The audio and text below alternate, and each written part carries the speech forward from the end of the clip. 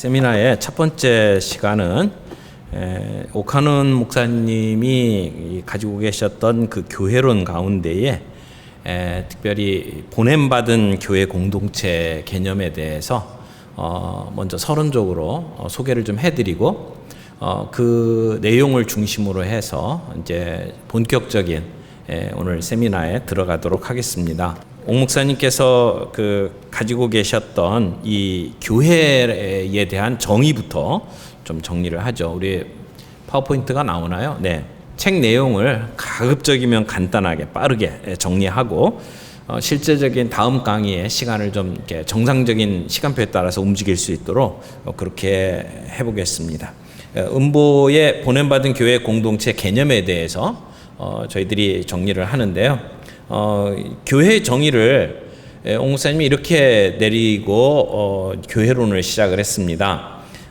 이 교회, 이 세상에서 부름받은 하나님의 백성들의 공동체, 동시에 이 세상으로 보냄받은 예수 그리스도의 제자들의 공동체, 그래서 부름받았다라고 하는 것과 보냄받았다라고 하는 이 두 가지가 균형을 이룬 그러한 교회론을 이야기를 했습니다. 그러면서 이 교회의 사도성을 회복해야 되고 만인 제사장직을 회복해야 된다. 이것이 지금 우리가 이야기하고 있는 교회론의 핵심이다라고 이야기를 했어요.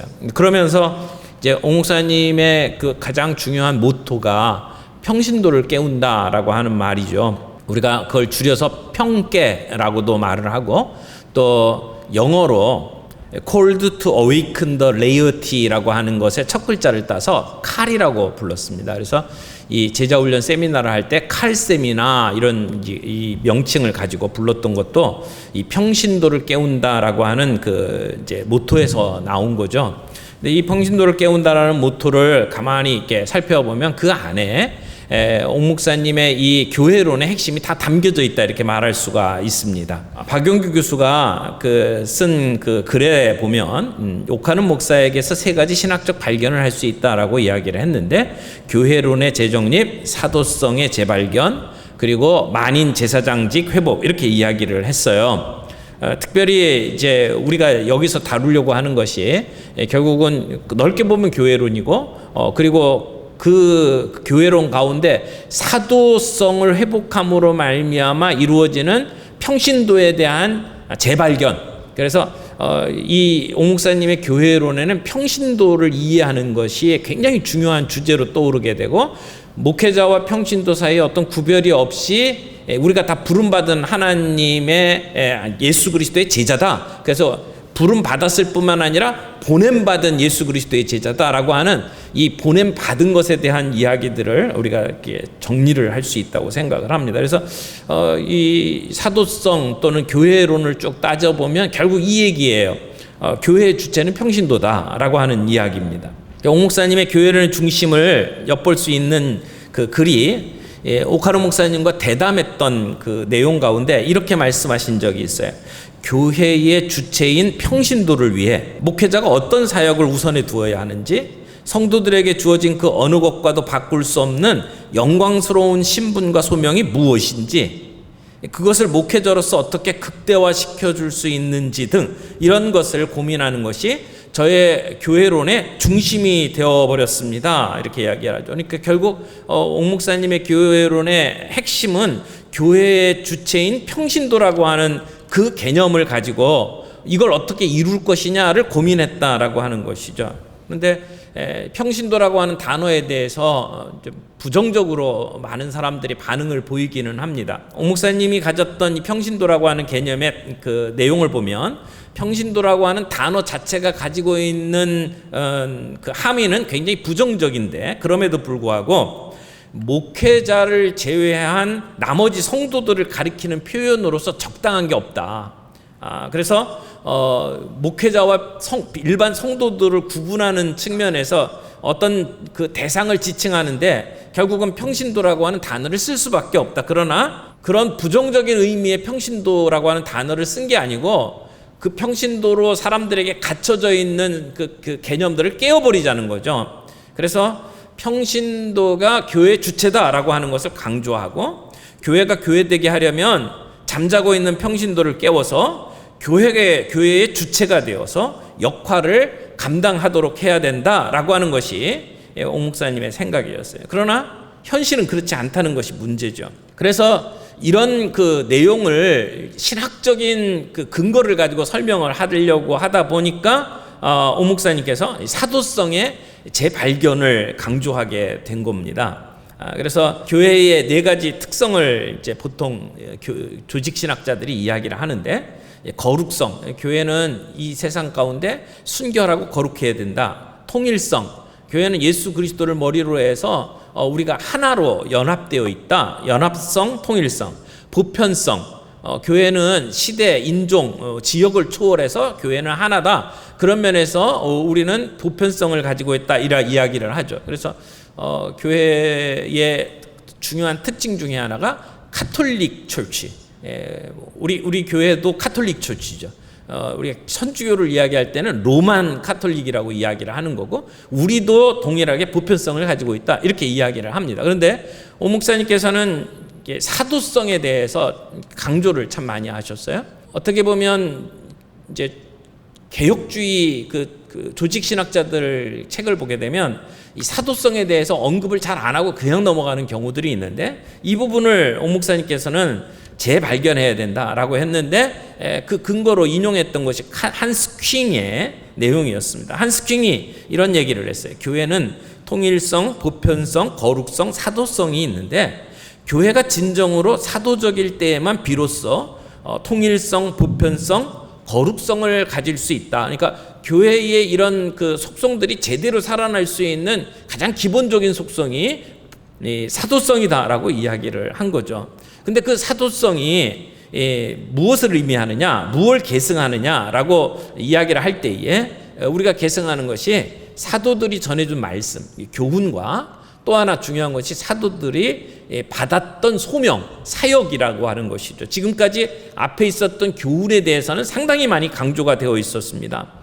그래서 325년 니케아 신조에서 이 사도성을 교회의 4가지 속성 중 하나로 확정을 했고, 그리고 그때 얘기했던 것이 참된 교회는 사도의 권위와 정통 가르침에 바탕을 둔다. 이렇게 정의를 내렸습니다. 이 부분에 대해서 잔 스타트도 사도적 계승이 무엇인지에 대해서 이 디모데후서 강의를 하면서 정리를 했습니다. 그 내용 중간쯤 보면 사도적 사역, 권위 혹은 지위의 계승이기보다는 사도적 전통의 계승, 사도들의 교리가 사도들로부터 그 이후 세대들에게 변화되지 않고 전달되고 올림픽 성화처럼 손에서 손으로 전달되는 것이어야 한다. 그래서 사도성이 무엇을 계승하는 거냐? 사도들이 전해준 말씀을 계승하는 것이다 라고 하는 것을 강조했는데, 이것뿐만 아니라 사도들의 소명과 사명이 그대로 이어지는 것을 강조하게 된 것이죠. 그래서 하나님은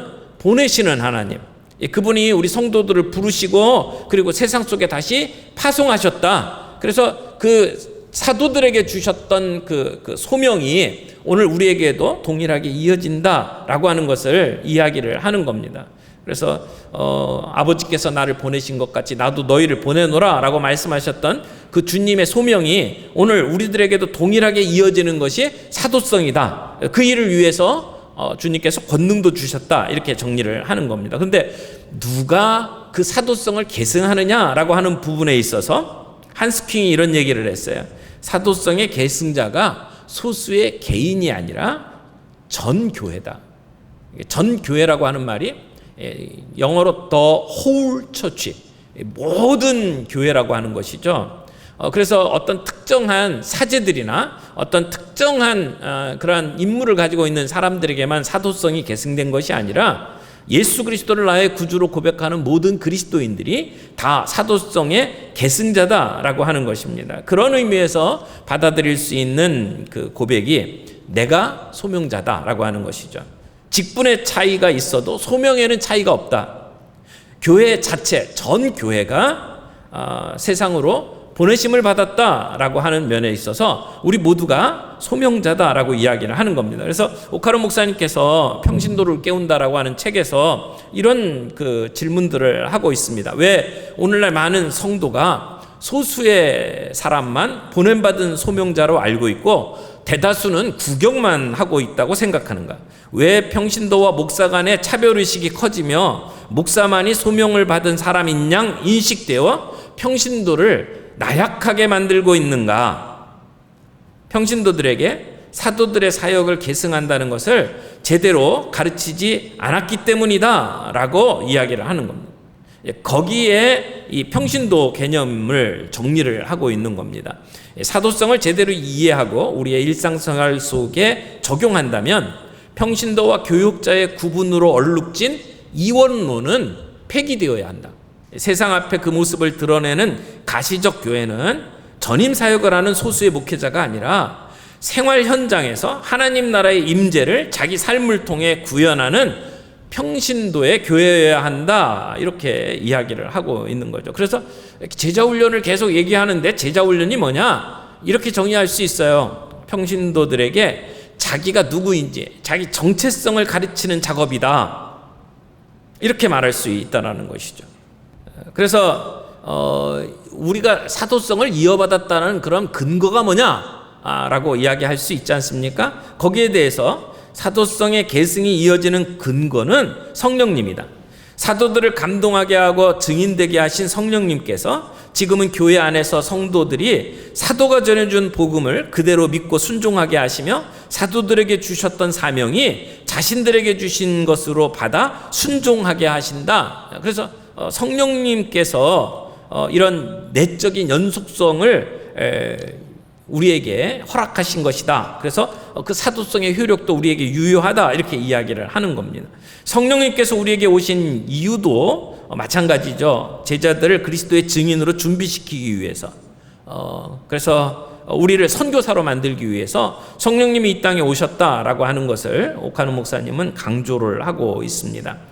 그리고 그 사도성에 대해서 이야기하면서 하나님의 뜻과 이 텔레마라고 하는 그 하나님의 뜻과 연결을 또 시켜놓고 있습니다. 신약에 나오는 그 하나님의 뜻, 텔레마라고 하는 단어가 늘 단수용으로 나온다고 정리를 하면서 그 하나님의 뜻은 하나님의 구원 목적과 마찬가지라는 거죠. 그래서 하나님의 계획이 오직 한 가지 목적, 예수 그리스도를 통해서 세상을 구원하는 구속사역을 완성하는 것이다 라고 이야기를 하면서 결국은 예수님이 하나님의 보내심을 받은 사도다, 사도의 원형이다. 그래서 예수님께서 그 제자들에게 그 사도성을 부여하신 것이고 오늘 그 사도성은 전 교회에 이어지는 것이다, 이렇게 정리를 하고 있는 겁니다. 근데 요즘에 우리가 미셔널 처치 이야기를 많이 합니다. 어떤 면에 있어서는 오카노 목사님이 이야기하셨던 부름받은 하나님의 백성, 그리고 보냄받은 예수 그리스도의 제자, 이 두 가지 양면을 이야기할 때에 부름받았다라고 하는 측면은 상당히 많은 교회에서 강조가 충분히 되어 왔는데, 보냄받은 예수 그리스도의 제자들의 공동체다라고 하는 측면은 많이 놓치고 있던 부분이 아닌가, 또 실천이 제대로 이루어지지 않았던 부분이 아닌가 하는 생각을 하게 됩니다. 근데 최근에 이루어지고 있는 미셔널 처치 논의는 그런 부분에서 우리가 약했던 부분들을 보완해주는 굉장히 중요한 역할을 가지고 있다, 이렇게 좀 말하고 싶습니다. 그래서 교회의 본질과 사명을 회복하려고 노력하고 있는 그러한 미셔널 처치 그 개념을 살펴보면, 우리가 선교사를 파송하고 선교사들에게 헌금하면서 후원하는 정도의 선교적 교회가 아니라 성도 한 사람 한 사람이 내가 보냄받은 그리스도의 제자다, 선교사다라고 하는 개념을 이해하도록 만들어주는 그러한 운동이라고 생각을 합니다. 그래서 선교적 그 교회 또는 미셔널 처치를 강조하는 사람들은 이 사도성을 이야기하지 않을 수가 없게 되죠. 그래서 레슬리 뉴기빈부터 시작해서 그 뒤에 데렐 구도 이런 사람들이 하는 모든 논의들을 보게 되면 이 사도성에 관한 언급들을 굉장히 많이 하는 것을 보게 됩니다. 오늘 오카노 목사님 이제 12주기를 맞이해서 저희들이 이런 그 논의의 자리를 만들었습니다. 평신도를 깨운다, 이 말 속에 교회론의 핵심이라고 이야기할 수 있는 사도성에 관한 언급과 또 교역자와 평신도 간의 이렇게 차별을 없애고 이원론에서 극복되어야 되고, 그래서 모든 성도들이 내가 보냄받은 제자다, 내가 선교사다라고 하는 의식을 가지고 내 삶의 현장을 선교지로 바라보고 우리 집을 선교사의 집으로 생각하고, 그래서 어떻게 선교사로서의 삶을 살아갈 수 있도록 만들 것이냐라고 하는 것하고 이게 연결되어 있다는 것을 좀 정리를 좀 해볼 수 있다고 생각을 합니다. 옥 목사님의 평신도를 깨운다라는 개념의 그 내용 중에 현실적으로 대부분의 교회에서 평신도가 잠을 자고 있다, 이것은 그때나 지금이나 별반 다를 바가 없다고 생각을 합니다. 엄청난 저력을 가진 거인이 힘을 쓰지 못하고 잠자고 있다.